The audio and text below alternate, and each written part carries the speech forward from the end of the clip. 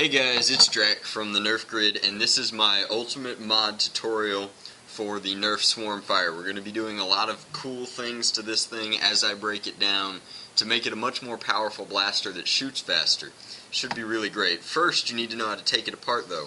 To take it apart, you want to come in and remove the stock first. The stock comes off easily, it's a removable stock. That's a nice feature. Then you want to remove the battery door, which is one Phillips head screw that doesn't come out. It's got a washer to stay in there. And just set that aside. Now, I've taken all the batteries out, but if you haven't done that, take all those out.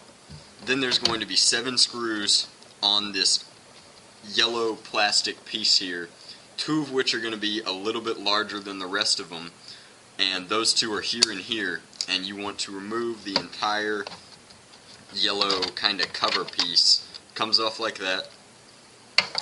And then you want to remove that on the other side as well. It just slides right off. It's really easy to break down.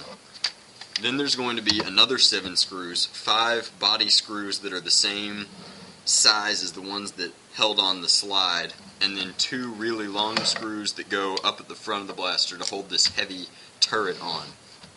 After you've removed all those, come in with a flat head and gently start prying this blaster apart so that you can get a look at its internals.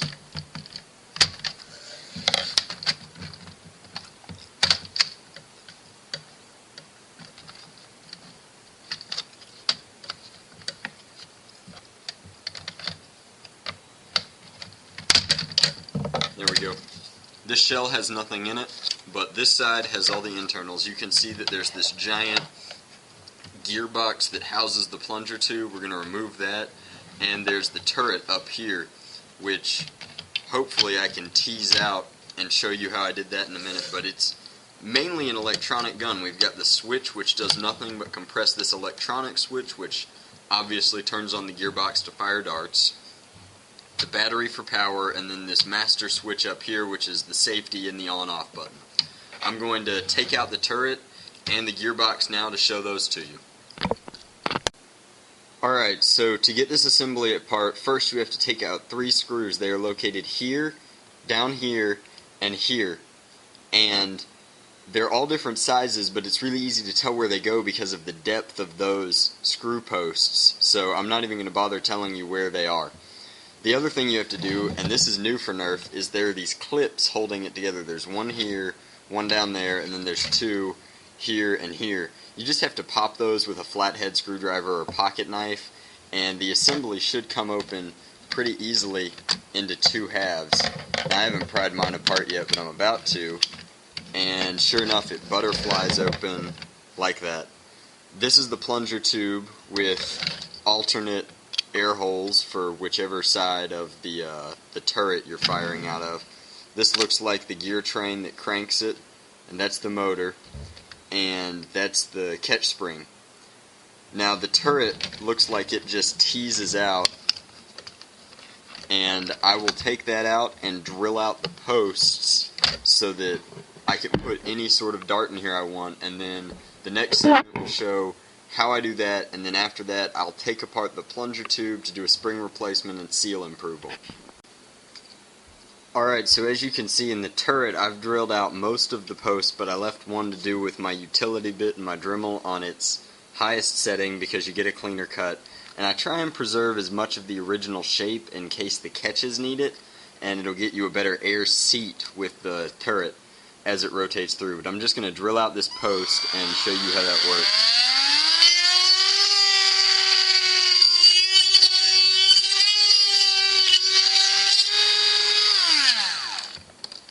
So the post is gone now, and I'm just going to clean up the hole a little bit.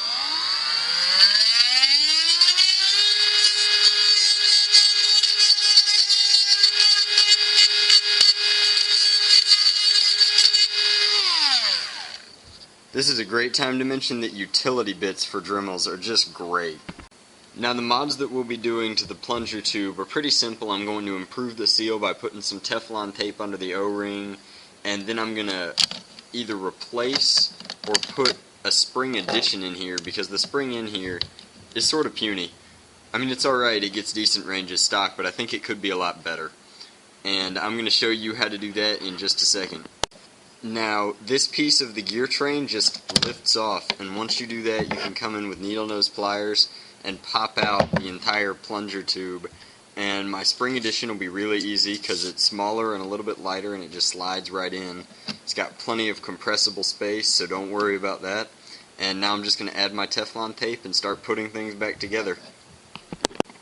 Alright, so after adding Teflon tape under this O-ring, coming in and drilling out the air restrictor built into the plunger tube, and finding this hole here, which is an air release hole, and plugging that with hot glue, I'm hoping that when I put it all back together, I'll get much better ranges. I'm going to do that now and show it to you when it's finished. Alright guys, so this is the finished blaster, and it just turned out really nice. I didn't put the covers on it just so you could see how it looks without the covers on it. This one's electronic, so I definitely put them back on.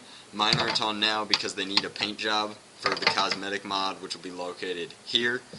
But I'm going to throw the stock into this and do a firing test for you of all the different darts with my mods. It's getting much better ranges now. I'm going to turn it on, and as you can tell, it's much louder now, but these are getting 50 to 55 feet with each shot, and that's just fantastic for an automatic gun. Thanks for watching, guys.